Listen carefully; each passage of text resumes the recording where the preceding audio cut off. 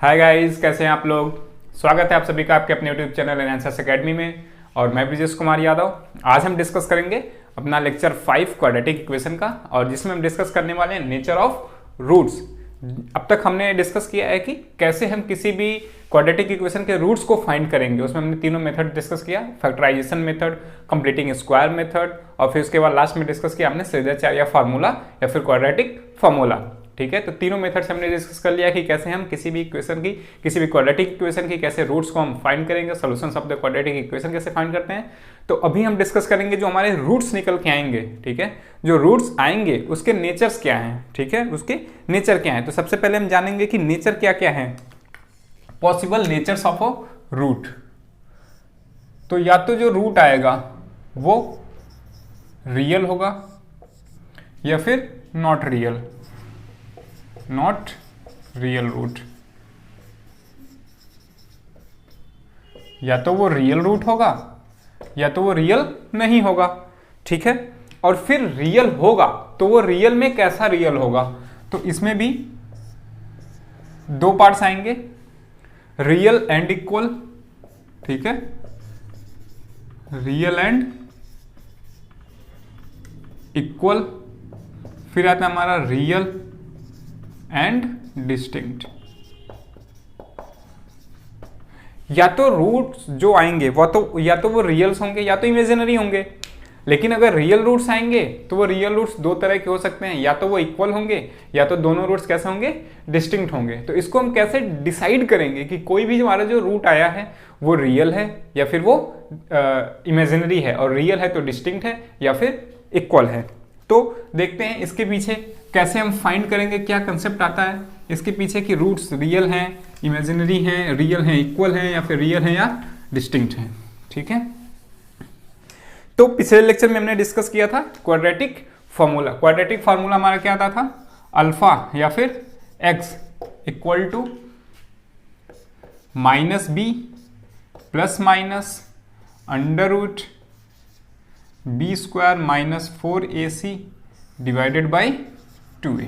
ठीक है, ये हमारा सेजाचार्य फार्मूला से x की वैल्यू आई थी कि x की वैल्यू अगर हमको कोई किसी भी क्वाड्रेटिक इक्वेशन से डायरेक्ट फाइंड करनी है तो हमको ये फार्मूला लगाना होगा। इसको क्वाड्रेटिक फार्मूला भी कहते हैं। ठीक है, तो यहाँ पे a क्या है हमारा coefficient of x square, b क्या है हमारा कोफिशिएंट ऑफ x, और c क्या है हमारा कांस्टेंट टर्म। अगर हमारा कोई भी क्वाड्रेटिक इक्वेशन किस फॉर्म में था,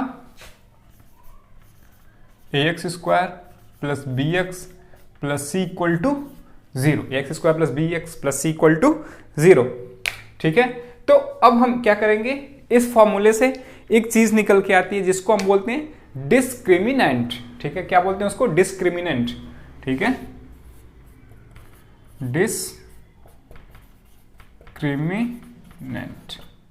ठीक है, डिस्क्रिमिनेंट। डिस्क्रिमिनेंट को हम किससे डिनोट करते हैं, कैपिटल डी से। और इसकी वैल्यू क्या होती है, इसकी वैल्यू होती है बी स्क्वायर माइनस 4ac। ठीक है, जो ये टर्म है हमारा, ठीक है, इस टर्म को हम क्या बोलते हैं, कैपिटल डी, डिस्क्रिमिनेंट।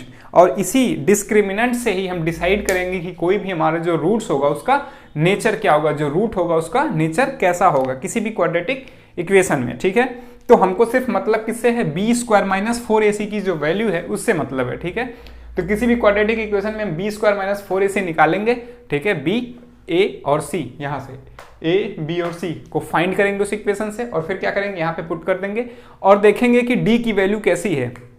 अब डी की वैल्यू कैसी है इसको देखना है, तो क्या देखना हमको, अगर d greater than 0, if d is greater than 0 तो कैसे होंगे, roots are real and distinct. Roots are real and distinct if value of d is greater than 0. If value of d is greater than 0, if discriminant is greater than 0, then the roots are real and distinct. If value of d is equal to 0, if value of d is equal to 0, then the roots are real and equal. इस case में क्या होगा, अगर d की value equal to 0 हो जाती है, B square minus 4ac हमारा इक्वल टू 0 हो जाता है, तो उस केस में रूट्स जो हमारे रूट्स आएंगे वो कैसे होंगे, रियल होंगे और इक्वल होंगे। If value of d is less than 0, अगर d की वैल्यू, अगर डिस्क्रिमिनेंट हमारा लेस देन 0 हो जाता है, मतलब बी स्क्वायर माइनस 4ac हमारा लेस देन 0 हो जाता है, तो उस केस में हमारे रूट्स कैसे होंगे, roots are not real, roots are not real. और इस केस में हम कहते हैं no real roots exist, no real roots exist, no real roots exist. जब d की वैल्यू डिस्क्रिमिनेंट लेस देन 0 हो जाता है, तो उस केस में हमारे पास कोई भी रियल रूट्स एग्जिस्ट नहीं करते हैं। तो जो वैल्यू निकल के आती है रूट्स की, जो x की वैल्यू निकल के आती है वो इमेजिनरी वैल्यूज होती हैं, आयोटा के फॉर्म में होती हैं, जो हम आगे की हायर क्लासेस में डिस्कस करेंगे। ठीक है, हायर क्लासेस में उनकी स्टडीज होती है और जब हम उसके लिए लेक्चर लेकर के आएंगे तो वहां पे डिस्कस करेंगे। ठीक है, फिलहाल अभी के लिए जब भी d की वैल्यू लेस देन 0 होती है तो नो रियल रूट्स एग्जिस्ट।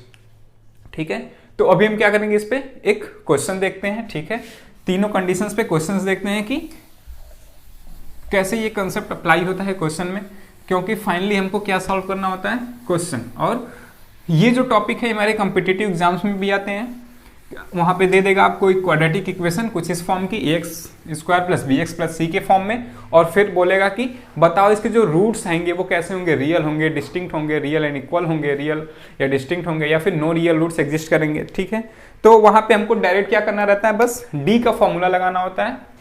क्या करना होता है हमको, d equal to B square minus 4ac लगाना होता है, और d की कंडीशंस के हिसाब से हमको क्वेश्चन को टिक करके आगे बढ़ जाना होता है। और इसमें बहुत अगर टाइम लग जाएगा तो आपका 15 से 20 सेकंड में वो आंसर निकल आएगा और आप टिक करके उसको आगे बढ़ सकते हैं। तो ये चीज आपको मेमोराइज करना होगा, बी स्क्वायर माइनस 4ac जो डिस्क्रिमिनेंट है हमारा किसी भी कम्पिटिटिव एग्जाम्स में, ये बहुत ही हेल्पफुल हो जाता है। जब भी एप्टीट्यूड के आपके क्वेश्चन आते हैं तो उस केसेस में ये बहुत हेल्प करता है, और एक या दो क्वेश्चंस तो इससे आ ही जाते हैं हर एक कम्पिटिटिव एग्जाम्स में। जहां भी आपको एप्टीट्यूड के क्वेश्चन मिलेंगे वहां ये होता है। ठीक है, तो अगर हम एक क्वेश्चन लेते हैं इस पे, ठीक है,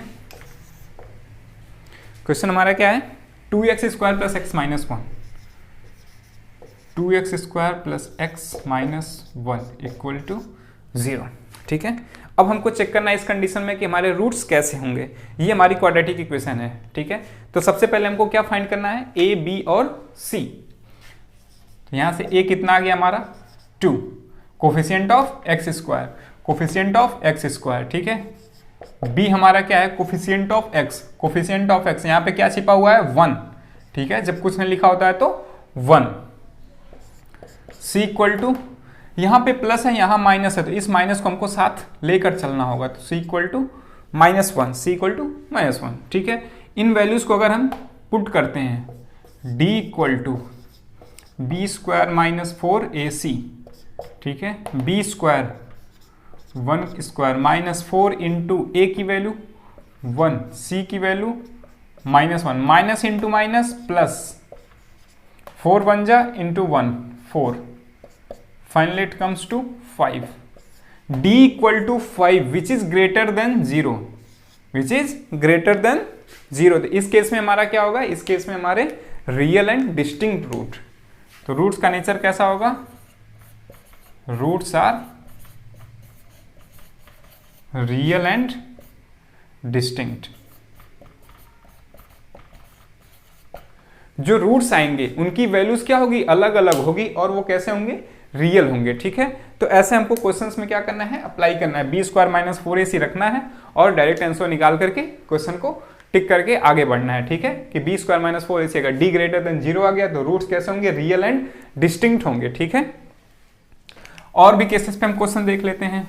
ठीक है, कि बाकी और अदर 2 केसेस जो हैं उन पे भी क्वेश्चंस को सॉल्व करते हैं। जैसे मान लेते हैं कि हमारा एक क्वेश्चन है, क्वेश्चन क्या होगा हमारा, x square minus 4x plus 4 equal to 0। अब इस क्वेश्चन में हम थोड़ा और डीप में जाकर के स्टडी करेंगे, इस क्वेश्चन को थोड़ा और तोड़ेंगे और देखेंगे कि क्या क्या इसमें हम और पॉसिबल कंसेप्ट सीख सकते हैं। ठीक है, तो हमारे ये क्वेश्चन है x square minus 4x plus 4 equal to 0। ठीक है, तो सबसे पहले हम क्या करते हैं, इसके ABC को फाइंड करते हैं। इसमें A क्या है हमारा 1। आई होप कि अब आप लोग A और B और C फाइंड करने में बहुत ही आराम से इसको निकाल सकते हैं। अब यहाँ पे हमारा B क्या है -4, C क्या है +4। ठीक है, D की वैल्यू फाइंड करते हैं। D हमारा क्या होगा B² -4 AC। B की वैल्यू क्या है -4, -4² -4 इंटू A की वैल्यू क्या है 1, C की वैल्यू क्या है 4, 4 4 जा 16 -4 4 जा 16 इक्वल टू 0। D की वैल्यू आ गई इक्वल टू 0 और हमने अभी कंडीशन में पढ़ा है इफ D इक्वल टू 0, अगर हमारा डिस्क्रिमिनेंट 0 होता है then in this case the roots are real and equal. Roots are real and equal. जो रूट्स हमारे एग्जिस्ट करेंगे इस क्वाड्रेटिक इक्वेशन के लिए वो कैसे होंगे, रियल होंगे और इक्वल होंगे। अब फाइंड करके देखते हैं क्या सच में जो रूट्स आ रहा है वो रियल होगा और इक्वल होगा। तो चलिए हम इसके रूट्स को ही फाइंड करते हैं। ठीक है, इसके रूट्स को फाइंड करते हैं। तो किस मेथड से करते हैं, तो इसके लिए हम दो मेथड अप्लाई करेंगे। एक मेथड मैं ओरली आपको बताऊंगा, दूसरा मेथड सॉल्व करूंगा। तो देखिए आपने एक फार्मूला पढ़ा था कौन सा, x plus y whole square. क्या होता है ये x² plus 2xy plus y square. ठीक है, और यहाँ पे माइनस है तो अगर हम यहाँ पे इसको माइनस कर लेते हैं तो यहाँ भी ये वैल्यू क्या हो जाएगी माइनस में हो जाएगी, x minus y whole square, x² minus 2xy plus y square. अब देखिए यहाँ पे x² इसको क्या लिख सकते हैं 2 into 2 minus 2xy minus 2xy, y की वैल्यू यहाँ पे क्या आ रही है 2, फिर y का स्क्वायर किया 2 2 जा 4, तो कहीं ना कहीं ये क्या है x minus y whole square है। ठीक है, x minus y whole square को हम क्या लिखते हैं x minus y into x minus y. ठीक है, तो ये था हमारा कंप्लीटिंग स्क्वायर मेथड। अभी हम फैक्टराइज कर लेते हैं। कोई नहीं, अगर आपको नहीं समझ में आया तो परेशान होने की जरूरत नहीं है, हम इसको आपको फैक्टराइज करके भी दिखा देते हैं। तो फैक्टराइज कर लेते हैं। फैक्टराइज कैसे करेंगे देखिए, x² माइनस 4x प्लस 4 क्या करते हैं हम लोग a इंटू सी करते हैं, तो 4 इंटू 1 इक्वल टू 4। अब हमको 4 को ऐसा करना है कि वैल्यू कितनी आनी चाहिए, ऐड और सब्ट्रैक्ट करने पे -4। तो 4 के फैक्टर क्या होंगे, 4 के फैक्टर होते हैं 2 2 और 1 4। तो 4 और 1 को अगर हम सब्ट्रैक्ट या ऐड करते हैं तो 4 प्लस 1 क्या हो जाएगा 5, 4 माइनस 1 क्या हो जाएगा 3। लेकिन हमको लाना कितना है 4 लाना है, तो ये फैक्टर तो काम नहीं करेगा। हमको पता है क्या 2 प्लस 2 कितना होता है 4, और 2 इंटू 2 कितना होगा 4।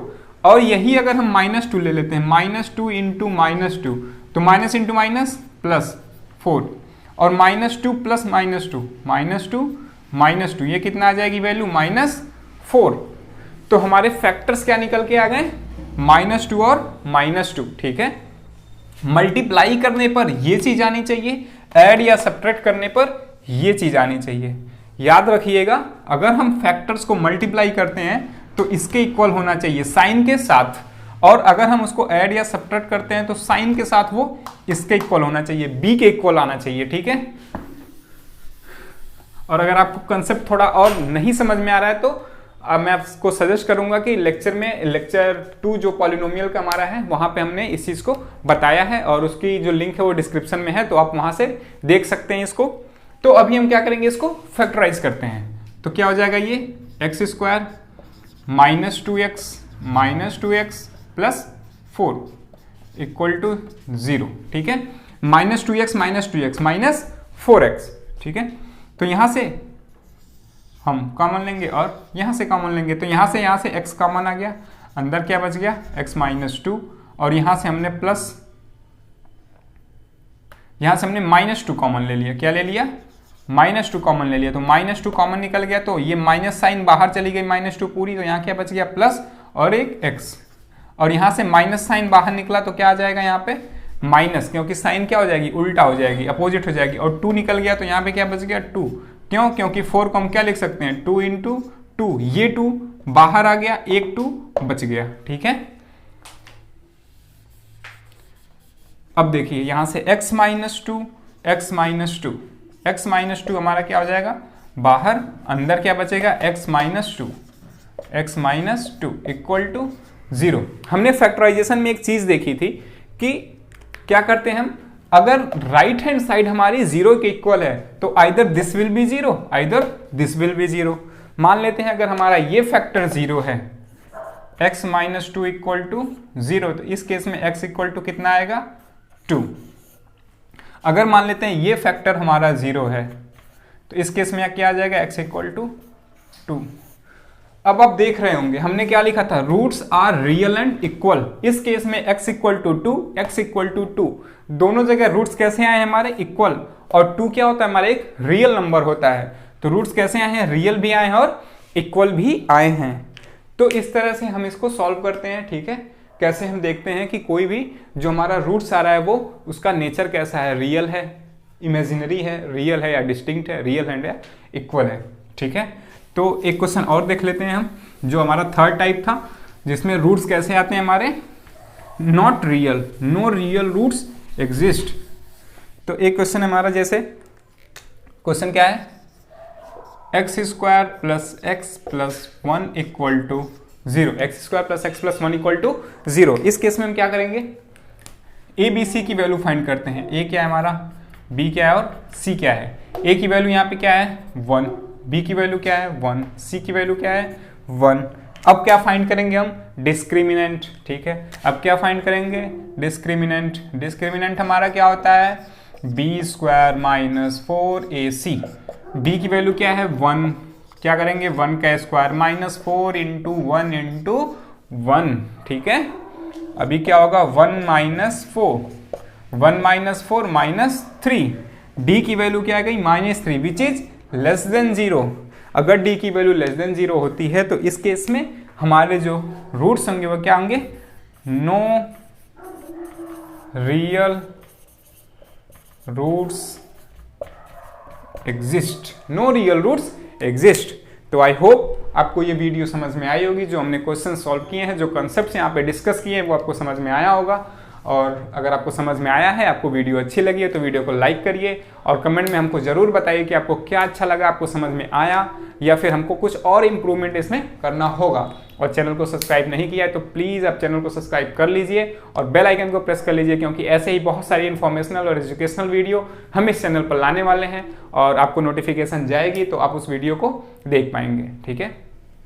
तो अभी आज के इस लेक्चर में बस इतना ही। आगे हम और भी इस क्वाड्रेटिक इक्वेशन के टॉपिक पे वेरियस टाइप्स ऑफ क्वेश्चन को डिस्कस करेंगे। अगले लेक्चर में हम सिर्फ टाइप्स को डिस्कस करेंगे कि कैसे डिफरेंट टाइप्स के क्वेश्चंस आते हैं, ठीक है। तो ये वीडियो जल्दी ही आएगी। बाकी तब तक के लिए जय हिंद, वंदे मातरम।